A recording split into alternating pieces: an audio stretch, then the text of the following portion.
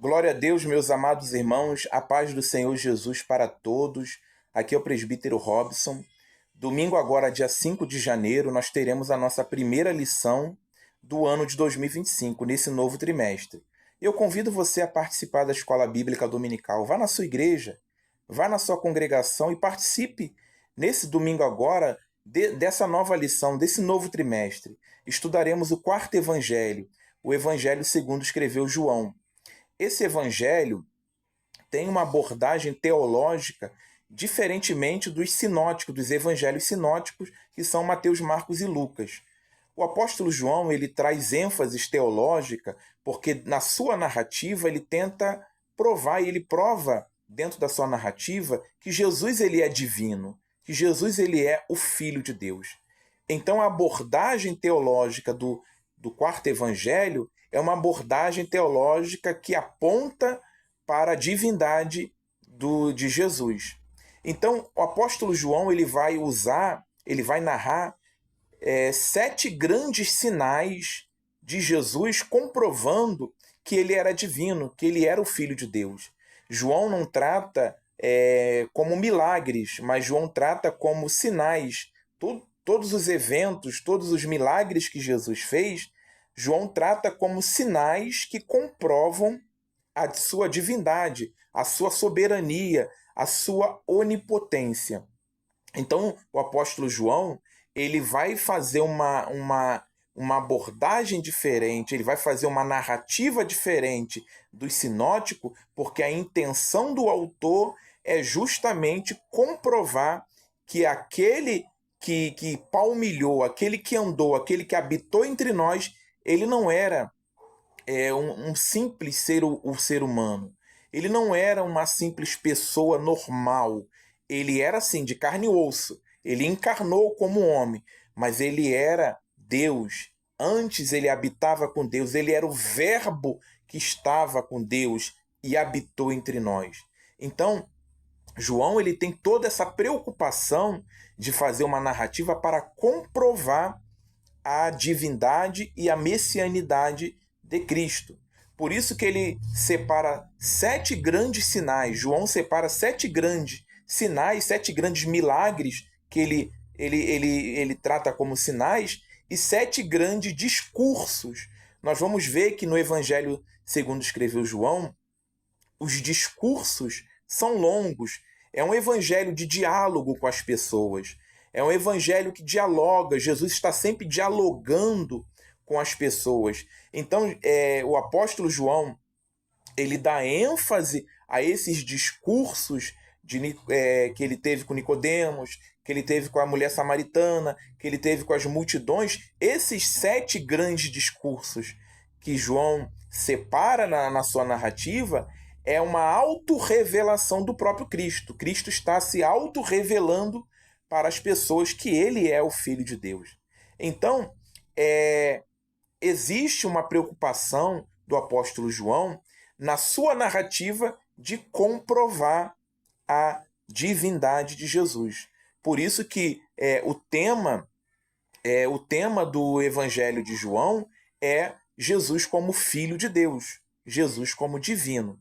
Então, meus amados irmãos, nós vamos ver que quando a gente lê o capítulo 20, o versículo 30 ali, o versículo 30 do capítulo 20, você pode se basear, né, nesse versículo aí, de tudo você pode fazer uma síntese de tudo aquilo que João quis comprovar, de tudo aquilo que João quis falar no seu evangelho. Quando nós lemos o capítulo 30, o capítulo 20, perdão, o capítulo 20, o versículo 30, que diz assim, na verdade, Jesus fez diante dos seus discípulos muitos outros sinais que não estão escritos nesse livro. Então, quer dizer, João ele sabia de outros milagres, João sabia de outros sinais que Jesus fez, mas o apóstolo ele tinha preocupação de separar aqueles que eram indispensáveis para comprovar a sua divindade, a sua onipotência, a sua soberania. Então, quando nós lemos o versículo 30 do capítulo 20, nós vamos ver que João ele sabia de tantos outros milagres que Jesus ele efetuou, mas João ele separa 7. Então grave isso. O João, no seu evangelho, ele separa 7 grandes sinais para demonstrar, para apontar que Jesus ele era divino, ele era o Filho de Deus. Então, ele sabia de outros sinais, ele sabia de outros milagres que ele trata como sinais, mas ele separa apenas 7 para comprovar, para apontar que ele era divino, que ele era soberano, que ele era onipotente. Assim também, João, ele vai também relatar grandes discursos de Jesus. Jesus está sempre dialogando com as pessoas. Então, o evangelho, segundo escreveu João, o quarto evangelho, é o evangelho do diálogo. Jesus está sempre dialogando com alguém. Então, nesses diálogos de Jesus, ele se auto-revela, ele se dá a conhecer para as pessoas como um ser divino, como o Filho de Deus. Então, nesses discursos longos de Jesus, diferentemente dos sinóticos, porque os sinóticos, Mateus, Marcos e Lucas, vai trazer os discursos muito breves, muito dinamismo ali no ministério de Jesus, nos relatos dos sinóticos. Então, quando nós lemos Mateus, Marcos e Lucas, Jesus está dialogando, mas são discursos breves, rápidos, né? E há um dinamismo nos evangelhos sinóticos. Já no evangelho de João, os discursos são longos e Jesus se auto-revela nesses discursos. Então, o apóstolo tem essa preocupação, né? A abordagem dele é trazer Jesus como o Filho de Deus, apontar Jesus como o Filho de Deus, divino, o Logos encarnado, aquele que é Deus e encarnou e habitou entre nós.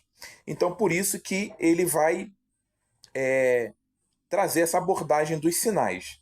E também o apóstolo João, ele usa o termo crer, diferente, né, dos outros evangelhos, que trata o substantivo fé. Né? João ele usa muito o verbo crer. Então, o verbo crer. Então, o crer no Evangelho de João não é simplesmente uma questão de sentimento, uma fé que a pessoa tem, teórica. Mas o crer no Evangelho de João está muito relacionado com se envolver, confiar, se jogar para aquele a quem crer. Então é um movimento na direção de alguém. O crer no Evangelho de João é sempre um movimento na direção de alguém, ou seja, de Cristo. Então o crer no Evangelho de João, e que segundo Lopes, né, o Hernandes Dias Lopes, tem 98 vezes essa palavra crer, então você vê que o apóstolo João dá muita ênfase a essa palavra crer, né, em detrimento da palavra fé. Então a palavra crer era uma questão de confiança, de apego, é uma questão de ir em direção a alguém. Não era uma questão somente teórica de sentimento, mas era uma questão de confiança, era uma questão de ir até aquela pessoa, um movimento em direção a alguém, no caso, em direção a Cristo. Então, essas ênfases teológicas no Evangelho de João são muito interessantes para você, professor, estar ensinando aos seus alunos, porque ele dá uma ênfase na divindade de Jesus e usa esses discursos e os sinais para comprovar. Por isso que eu peço a você, meus amados irmãos, a você, professor, eu peço a você que você tome esse versículo do capítulo 20, o versículo 30, como uma base para você fazer um resumo, uma síntese do Evangelho segundo escreveu João. Porque nesse versículo 30 do capítulo 20, diz que ele sabia de outros sinais. Né? Ele sabia. Aí logo em seguida ele diz: estes, porém, foram registrados para que vocês creiam que Jesus é o Cristo, o Filho de Deus, e para que, crendo, tenham vida em seu nome. Então, olha aí que interessante quando você toma esses versículos, esses dois versículos, o versículo 30 e o 31 do capítulo 20. Então você vai lá para o final, do Evangelho, no capítulo 20, e vai ler o versículo 30 e o 31. Esses versículos 30 e 31 do capítulo 20 vai te dar uma base, vai sintetizar tudo aquilo que João queria dizer no seu Evangelho. Porque o que ele queria dizer era realmente, ele conhecia vários sinais, ele sabia de tantos milagres que Jesus fez, mas ele só registrou aqueles que iam comprovar que Jesus era o Filho de Deus. Então ele diz: estes, porém, foram registrados para que vocês creiam. Olha aí a palavra crer, em detrimento da fé. Então João, a teologia joanina vai usar a palavra fé, se eu não me engano, somente na primeira epístola, na sua primeira epístola lá, a primeira epístola de João, a palavra fé, porque ele trata muito da palavra crer. Então ele diz: esses, porém, foram registrados para que creiam. Então, João ele relata todos os sinais e discursos para que as pessoas, para que a comunidade joanina, para que a comunidade de fé cresce através desses pequenos relatos, 7 sinais, 7 discursos e também 7 vezes que ele fala eu sou. Então esses relatos eram suficientes para comprovar que ele era divino. Ele era o Filho de Deus. Então, essas ênfases teológicas no Evangelho de João, diferente dos sinóticos, nos dá um leque muito grande para perceber que João tem essa intenção, né, de comprovar. Então, esse leque, essas características que ele mostra no seu Evangelho, demonstra que a intenção dele é mostrar que Jesus era divino, Filho de Deus, o Verbo encarnado. Então, no tópico 2 do nosso comentário, nós colocamos aí as características do Evangelho de João. Nós vamos ver que o Evangelho de João, o quarto Evangelho, tem uma característica diferente, tem um discurso diferente, tem uma narrativa diferente e tem milagres e acontecimentos diferentes também. Bom, nós vamos ver que no Evangelho sinótico, nos Evangelhos sinóticos, Mateus, Marcos e Lucas, tem milagres, acontecimento que não tem em João. Então nós vamos ver, por exemplo, que o ensino de parábolas, as parábolas não tem em João, tem nos sinóticos. A lista dos 12 apóstolos ali, dizendo quem é quem, não tem no Evangelho de João, tem nos sinóticos. A transfiguração de Jesus no monte lá, onde estava Pedro, Tiago e João, e apareceu ali Elias e Moisés para Jesus. Não tem em João, mas tem nos sinóticos. O relato do nascimento de Jesus tem nos sinóticos, mas não tem no quarto evangelho. O relato do nascimento de Jesus não tem no quarto evangelho. A instituição da ceia do Senhor não tem no Evangelho de João, mas tem nos sinóticos. E também a expulsão de demônios, aquele dinamismo, aquela prática, né, de milagres ali, e a expulsão de demônios, Jesus expulsando demônios, não tem no quarto Evangelho de João, no Evangelho de João, quarto Evangelho. E também, a respeito da tentação, não cita a tentação de Jesus no deserto. Então, tem um porém, né, alguns relatos desses, tem um porém, o porquê que João ele não descreveu, ele não relatou certas passagens. Por quê, meus amados irmãos? Porque a intenção de João é justamente demonstrar que Jesus era divino, que Jesus era Deus, que Jesus era o Filho de Deus. Então, por exemplo, o relato do nascimento de Jesus não tem em João. O relato do nascimento dele não tem. Porque a intenção de João não é relatar o nascimento de uma pessoa, de um ser humano normal, né? Então esse relato do nascimento, João ele não relata isso porque ele já vai logo para Jesus ali operando o milagre ali em Caná da Galileia, ali no casamento. Então não tem esse relato. Então tem um porém. Que Jesus, João ele tem a preocupação de demonstrar Jesus como divino, como um ser divino. Então não tem um relato do seu nascimento, porque seria uma questão muito humana. Não tem também, é explicável isso, que no Evangelho de João não tem a tentação no deserto. Jesus sendo tentado no deserto. Então João não faz esse relato. Ele sabia desses relatos. Ele sabia do nascimento de Jesus, mas ele não abordou o nascimento e ele não abordou a tentação de Jesus, porque era uma questão muito humana, né? Então, por quê? Porque a intenção de João é apontar Jesus como divino, o Filho de Deus. Então, meus amados irmãos, tem essas questões, tem outras questões, outros acontecimentos que tem nos sinóticos e não tem no Evangelho, no quarto Evangelho.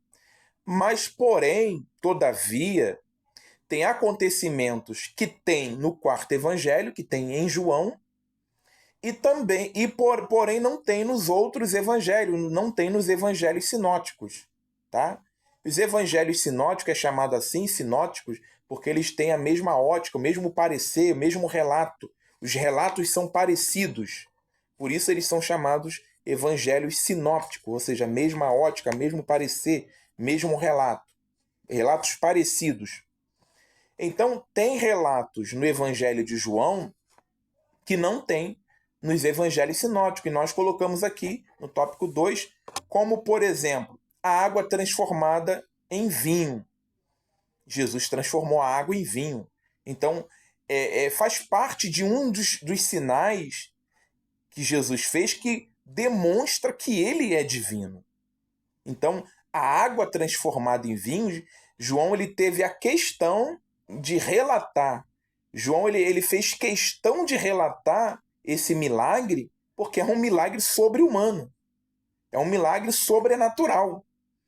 Transformar a água em vinho. Então, esse relato João fez questão de narrar a água transformada em vinho, porque a intenção dele é mostrar Jesus como divino. Outro relato que não tem nos sinóticos, a cura do filho do oficial do rei, a cura do paralítico de Betesda, 38 anos aquele homem ali, diante do tanque ali de Betesda.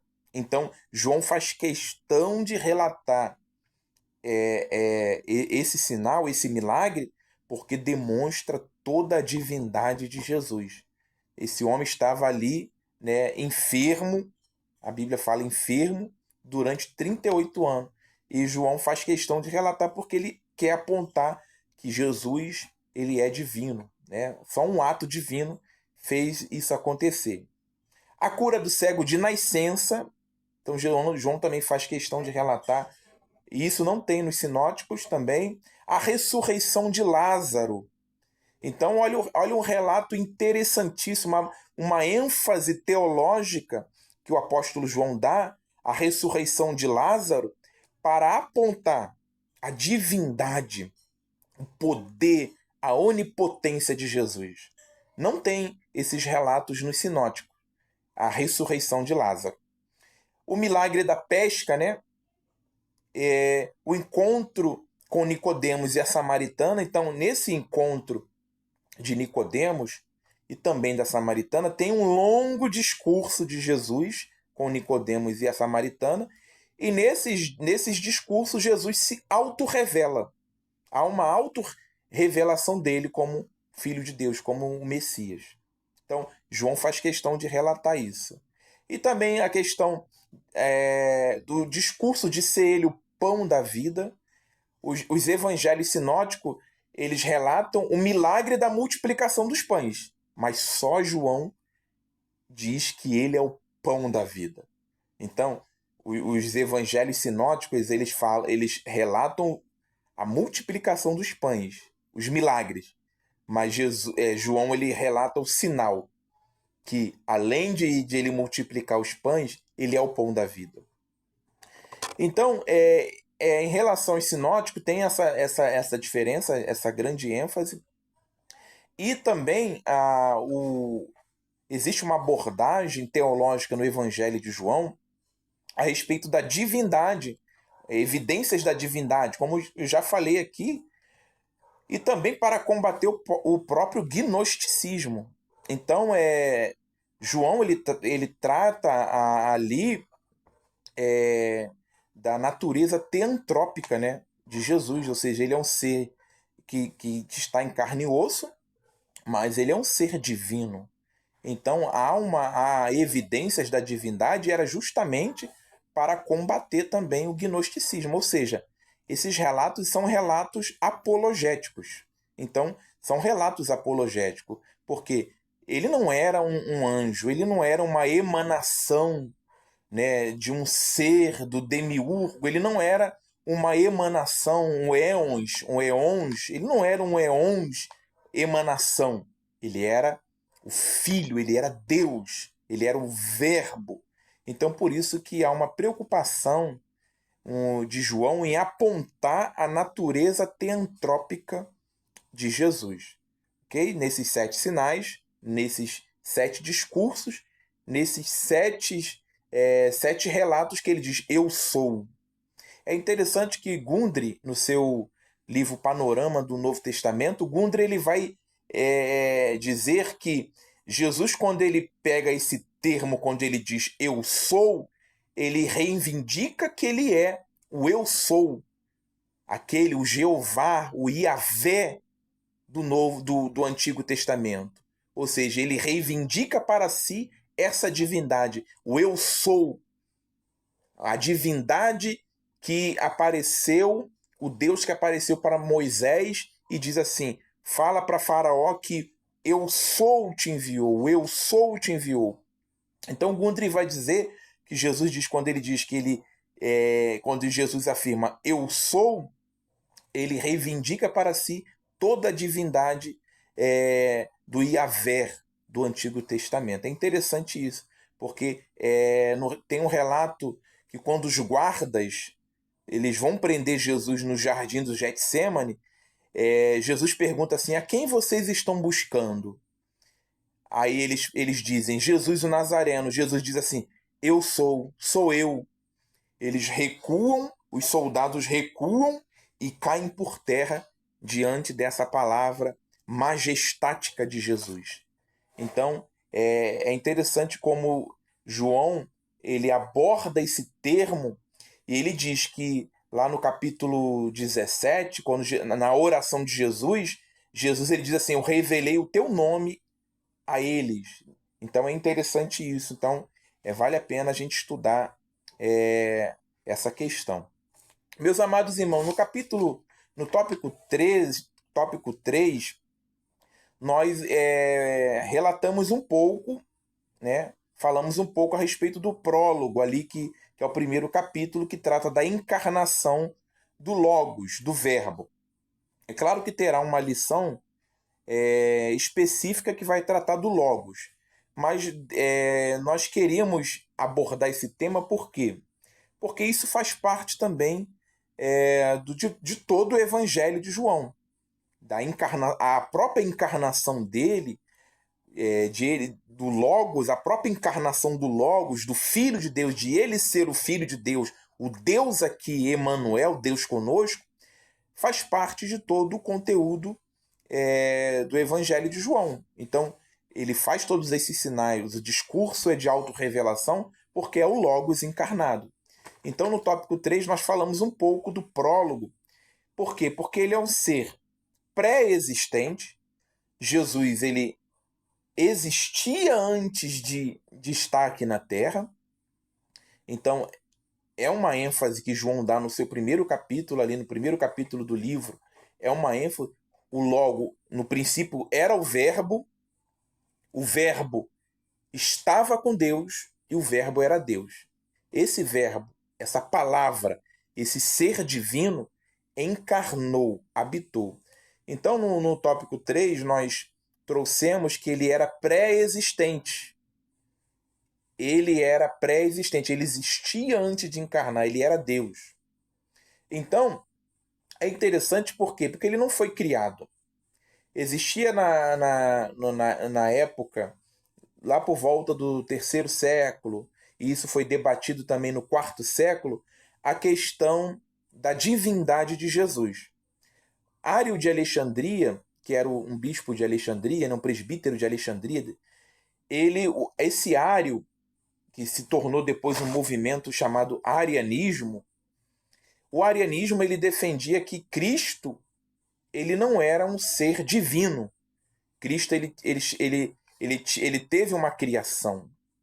Chegou um momento na eternidade que Cristo foi criado. Então esse Ário de Alexandria, ele começou a propagar essa heresia. Cristo teve um momento que foi criado. Ele não era um ser divino. Então, no Concílio de Nicéia, em 325, houve ali uma ratificação de ser Jesus um ser divino, ou seja, os bispos de toda a igreja no Concílio de Nicéia, eles refutaram, eles condenaram a heresia de Ário. Então, em 325, os bispos se reuniram e disseram: não, Ário está equivocado. Jesus não foi criado. Jesus ele sempre existiu e ele é da mesma substância, ou seja, eles usaram o termo homoousios. Ele é da mesma substância que o Pai. Então, é um termo teológico e se houve um debate muito grande na época, no terceiro e quarto século, a respeito disso. Ou seja, Jesus ele era pré-existente e ele era Deus. Ele não chegou, não teve um momento na história, na eternidade, que ele foi criado. Ele é um ser atemporal, pré-existente e da mesma substância de Deus. Então, no tópico 3, nós abordamos a respeito de ele ser coeterno e consubstancial com Deus, ou seja, ele era da mesma substância, consubstancial e coeterno com Deus. E também no tópico 3, nós abordamos, apontando ali para o prólogo, que o Verbo encarnado ele tinha o controle de toda a criação. Jesus ele tinha o controle de toda a criação. O Criador se encarnou.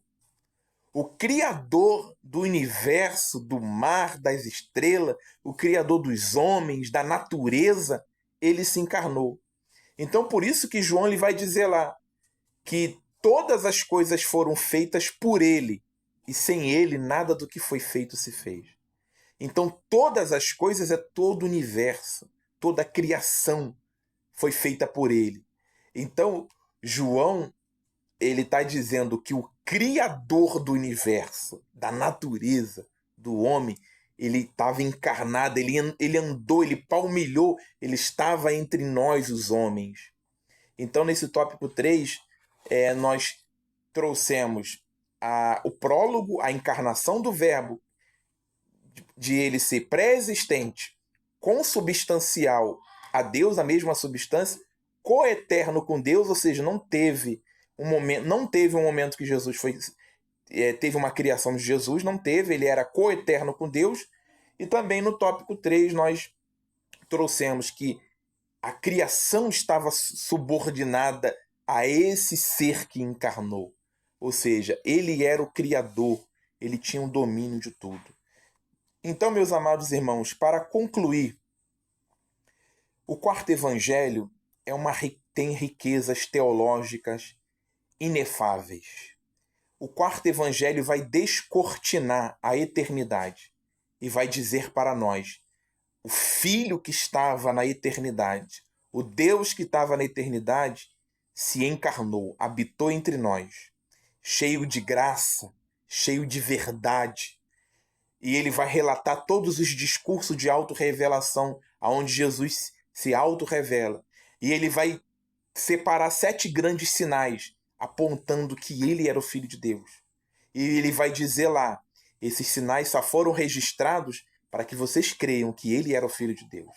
Então que Deus abençoe a todos vocês, em nome de Jesus, que vocês venham acompanhar todas as lições para que vocês venham ser esclarecidos de quão maravilhoso é o Evangelho segundo escreveu João. Que Deus abençoe os irmãos, que Deus abençoe a todos, em nome de Jesus.